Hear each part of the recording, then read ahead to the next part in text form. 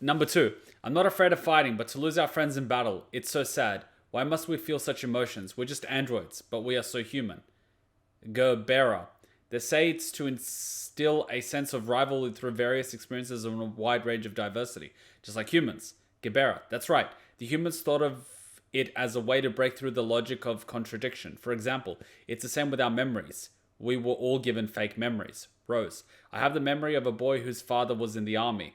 I still have the memory of doing the best I could just to get his praise. Even after hundreds of years, this memory is still clear as day in my mind. Clearer than any real memory. Number 4. That must be nice. I'm jealous. I just have the memory of an ordinary schoolgirl dressed in a sailor school uniform. I remember spending every day goofing around with my friends. Gerbera. You've got such great memories. I just remember being bullied all the time. Number 2. I lived out in the middle of nowhere countryside with my grandmother. We tend to the field together. It was so peaceful.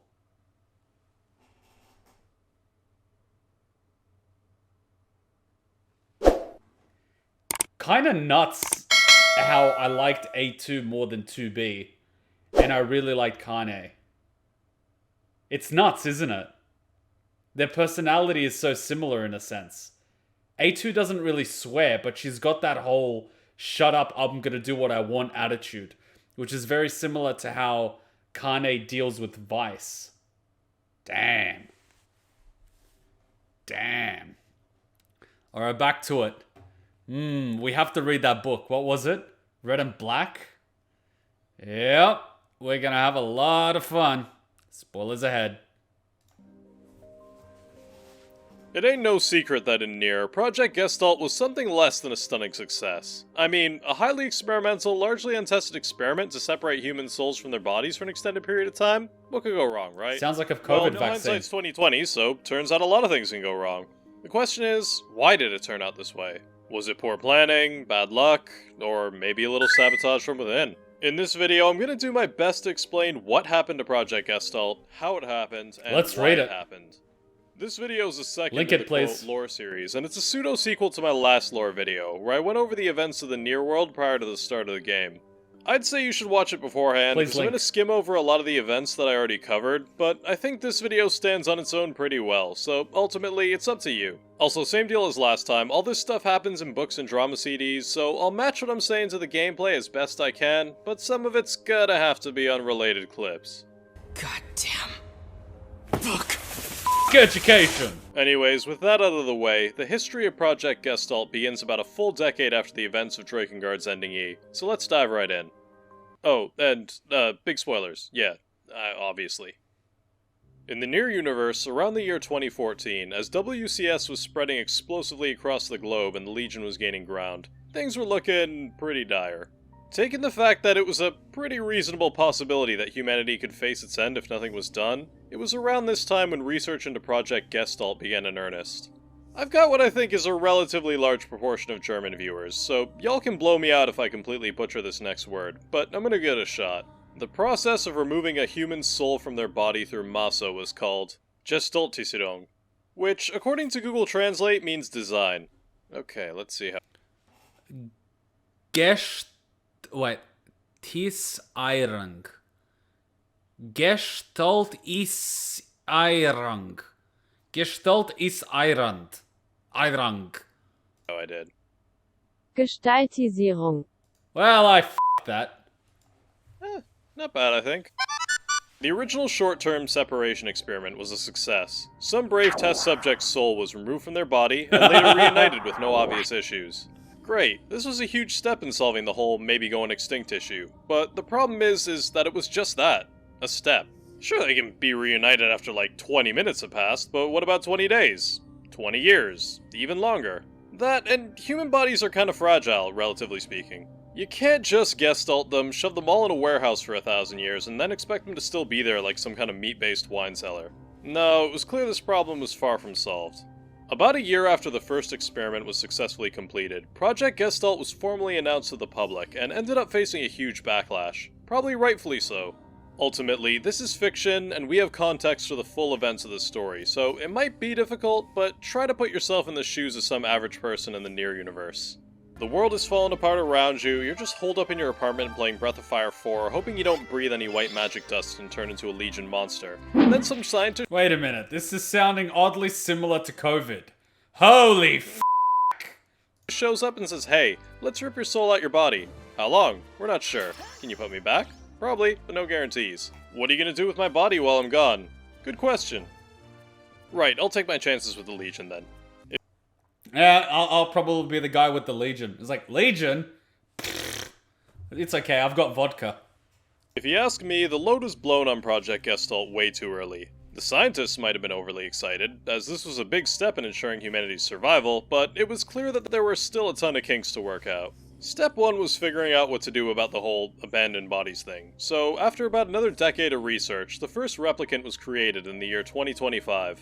The replicant system was soon integrated into Project Gestalt, and the two basically became one and the same. So a replicant is basically a genetic copy of the person undergoing the Gestalt process. While it might be tempting to think of them as androids, that's not exactly the case. As is shown by NieR during the game after the time skip, they can clearly age, grow old, and die. This isn't really a problem, as when they do die, the observer androids, such as Devil and Popla, can recreate them from their Gestalt, assuming it hasn't relapsed. They also can't reproduce, but Devil and Popla found a workaround for that. Since replicants have no concept of what the reproductive cycle looks like, DMP can just call them over, tell them congrats on the kid, hit him over the back of the head with a baseball bat to put him to sleep for a bit, then they wake up to a brand new baby. With all this considered, Project Gestalt could theoretically be continued indefinitely, solving the whole time problem.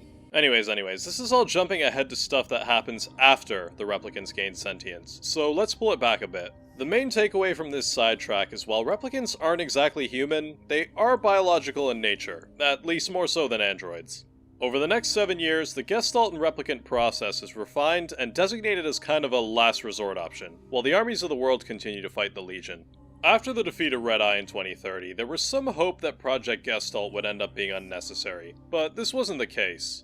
Despite the fall of Red Eye and the loss of coordination in the Legion's forces, WCS was still spreading at an unstoppable rate. Actually, even quicker now that fewer people were dying directly from Legion attacks. In 2030, Project Gestalt is once again shown to the public, this time with the replicant system thrown into the mix to garner support. Shit was a lot more dire at this point in time than it was in 2015, so ultimately, people went along with it. The only issue was, gestalting a human being and providing a replicant for them was a time-consuming, resource-intensive process. So progress began incredibly slowly, with priority given to who else but the rich.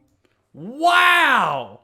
You mean when the world goes to absolute shit, only the rich get bailed out and all the other people get discarded? Who would have thought? It's like f***ing Mass Effect. First, they disable the frontline support staff, then the security, which is keeping the support staff at bay, then the administrators, and finally the f***ing executives on top of the pyramid scheme. So, in case you haven't caught on yet, the theme of Project Gestalt has pretty much been, let's figure shit out as we go. At this point in time, reuniting a Gestalt and replicants is an extremely precise, hand-done process that requires specific, specialized equipment and is almost as difficult as separating them in the first place.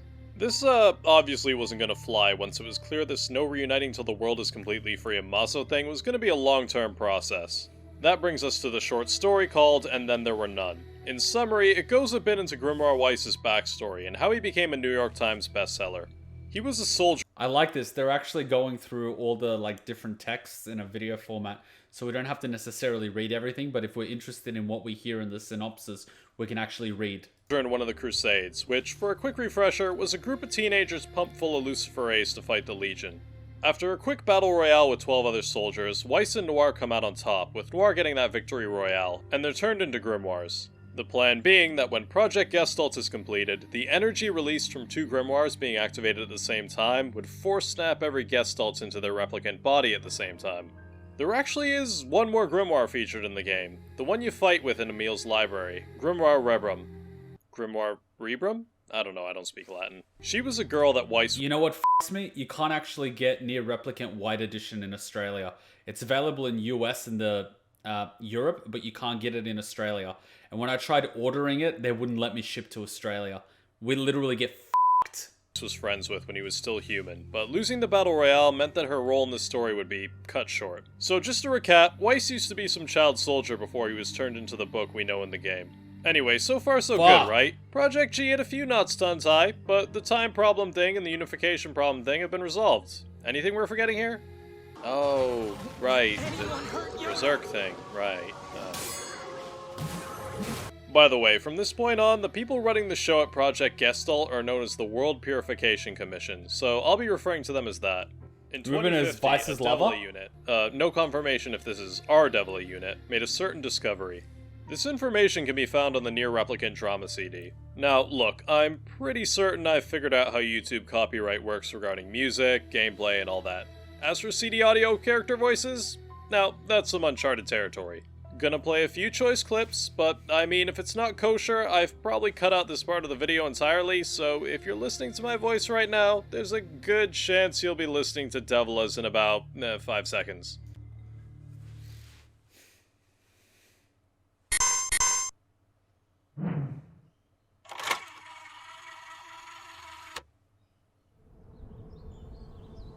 ゲシュタルト計画進捗状況暫定報告項1レプリカントシステムの研究進展についてゲシュタルトからレプリカントにデコードした際の生体エラーも 1% 以下に抑えることができ自我崩壊の抑止も確認された項2崩壊体とオリジナルゲシュタルトについてある一定の期間を経過したゲシュタルトは7割以上の確率で人としての自我を失いレプリカントとの統合も失敗してしまうのだ人格を失ったゲシュタルトは崩壊体と呼ばれレギオンと同様に人を襲う存在となってしまう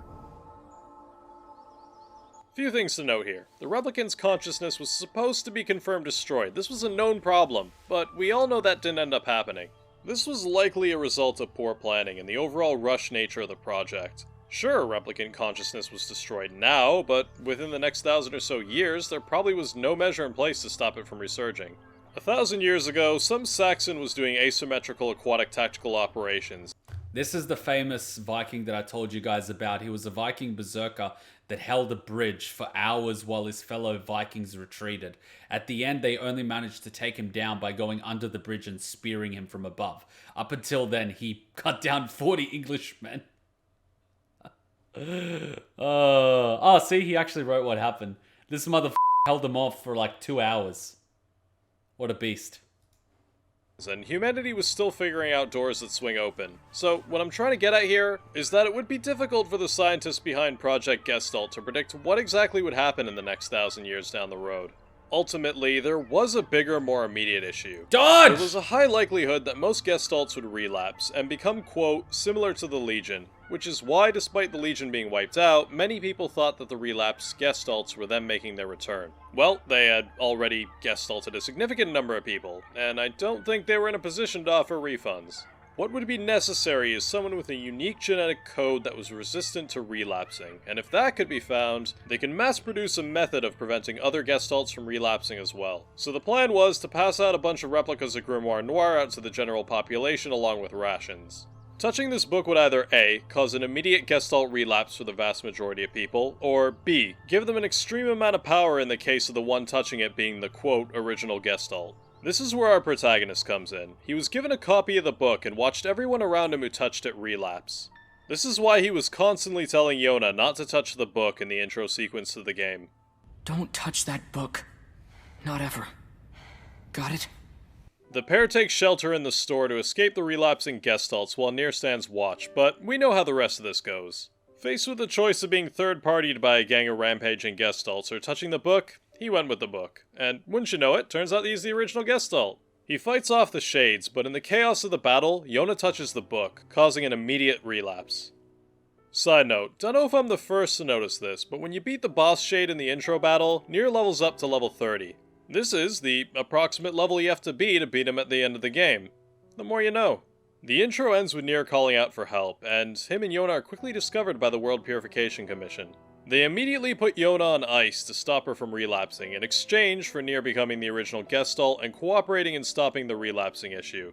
He accepts, obviously, but I gotta wonder how they plan to convince him if Yona hadn't touched the book. Speaking of Yona, it's not looking good for her right now. While they can slow her relapse down for a yet undetermined amount of time, their attempts to stop it have all come up short. At first, they decided to keep this from NieR, but he was getting increasingly, quote, unstable over the lack of development from his sister. After about 5 years, they revealed to him that this wasn't going too well, but they did promise a solution would come up any day. That is, until the head doctor gets a call from what's left of the government. Treating her would be impossible. Yona's only, extremely slim chance of pulling through would be the successful completion of Project Gestalt and the mass reunification with the replicants. That, and this process was officially estimated to take about 1,000 years. The head doctor was given a choice: coerce NieR into cooperating for the next 1,000 years, or they'd take steps to remove Yona from the equation. The doctor does his best to try to put a positive spin on it, even hiding the fact that none of this is guaranteed and her chance of survival is slim at best, but NieR obviously doesn't, take the news very well. No matter what, NieR's cooperation is essential. Without him, the entire human race is doomed. So the World Purification Commission was willing to bend and sugarcoat the truth as much as necessary.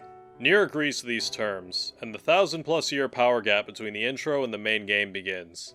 In this time frame, the Mosso remaining in the world has been completely cleaned up, allowing the Gestalts to, theoretically, be able to return to their replicant bodies. Let's put this into perspective for a second. Unrelapsed Gestalts are pretty sentient. Some are violent, yeah, but most are probably pretty hyped that they get to finally return to their bodies and be human again. They spent the last 1,000 years or so in limbo, looking forward to the day they could rebuild humanity, only to be screwed over because their meat suits started believing they were people or some shit. Now picture your NieR. This NieR, not that NieR. You've been holding this whole thing down for over a millennium, because some guys in a lab coat told you it was all gonna be fine. But it's not fine. It's far from fine. I mean, everything's falling apart. And now, you're given more orders by these observer androids. Fuse Grimoire Weiss and Grimoire Noir to snap every Gestalt into their replicant bodies and complete the project. After figuring out the sole reason he continued to support the project for over 1,000 years was a lie, you can bet that NieR wasn't too enthusiastic about taking more orders. All that being said, there was one final straw. One thing that broke the camel's back. Take a guess at what it is. Think about the circumstances surrounding the beginning of the game. I'll give you 5 seconds.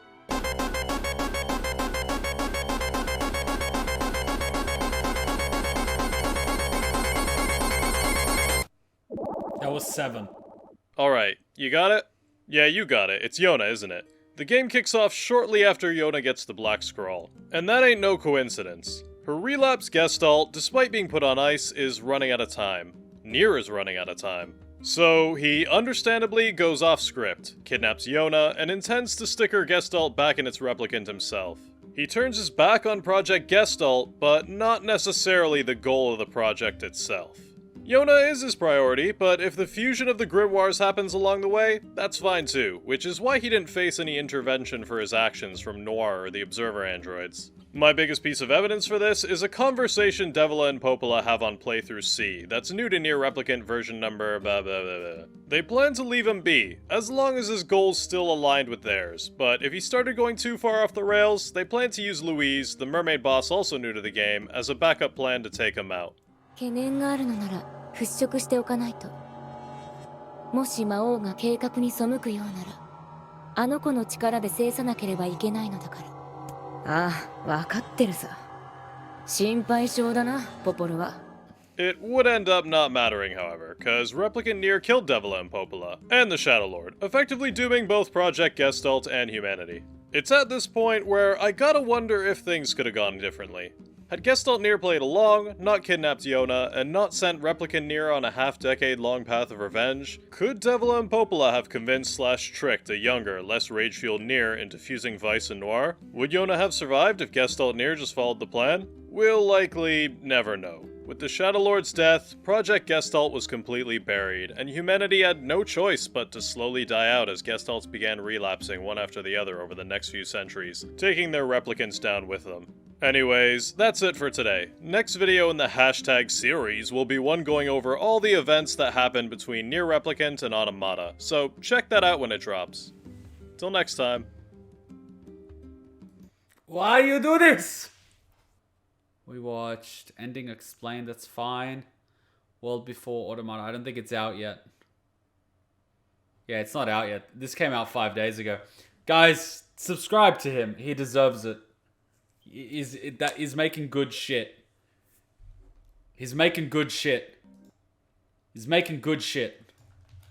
Another good video. Can't wait for the next one. Vice! You dumbass!